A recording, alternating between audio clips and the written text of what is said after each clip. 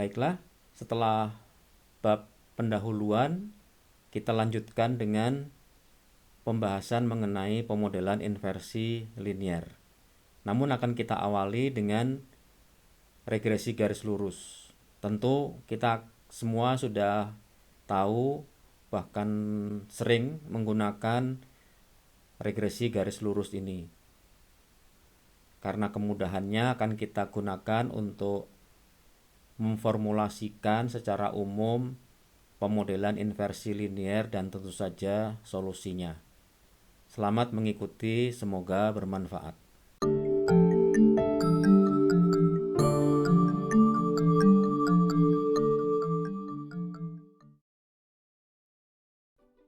Nah, dengan menentukan parameter model A dan B dan melalui evaluasi persamaan pemodelan ke depan, kita dapat memperoleh data perhitungan. Data perhitungan ini akan kita gunakan sebagai data sintetik, seolah-olah ini adalah data pengamatan, dan melalui regresi garis lurus, kita ingin memperoleh kembali parameter model A dan B tadi. Agar lebih realistis dalam merepresentasikan data pengamatan, maka di sini ditambahkan noise pada data hasil perhitungan yang kita peroleh sebelumnya. Untuk menyederhanakan masalah, datanya hanya akan dibulatkan ke angka satuan terdekat untuk mensimulasikan adanya noise. Dari data sintetik ini, kita coba mencari persamaan garis lurus, atau dalam hal ini adalah parameter model A dan B-nya yang representatif.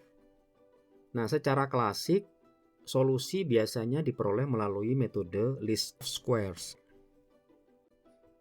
Pada regresi garis lurus, pada dasarnya kita mencari parameter model A dan B dengan kriteria bahwa data perhitungan yang berasosiasi dengan model tersebut cocok atau fit dengan data pengamatan.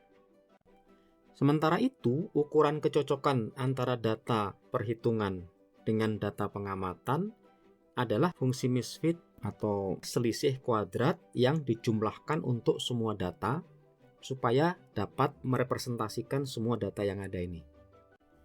Kuadrat selisih di sini dimaksudkan supaya selisih positif atau selisih negatif tidak perlu dibedakan. Nah, jika kita lakukan substitusi persamaan pemodelan ke depan berupa persamaan garis lurus ke dalam fungsi E ini, maka fungsi objektif atau fungsi misfit akan lebih eksplisit menggambarkan fungsi dengan variabel A dan B yang dicari.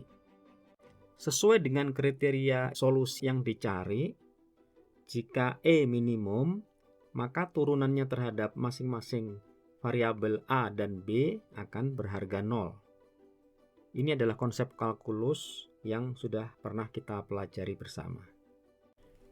Kemudian jika fungsi E ini diturunkan terhadap A, maka seperti biasa kita tinggal turunkan di sini pemangkatan dari 2-nya itu ya ke depan ya, dikalikan dengan turunan dari semua yang ada di dalam tanda kurung ini terhadap A, yaitu min 1. Nah, jika tanda somasi ini dimasukkan, maka hasilnya adalah seperti yang ada di baris terakhir ini.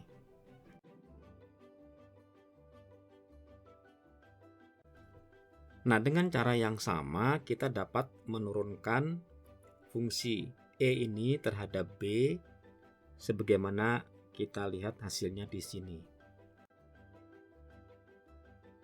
Nah, dari sini akan ada dua persamaan dengan dua variabel yang tidak diketahui atau dalam hal ini justru dicari, yaitu A dan B. Nah, silakan Anda lanjutkan bagaimana persamaan yang biasa kita gunakan untuk menghitung atau mencari A dan B ini kita peroleh.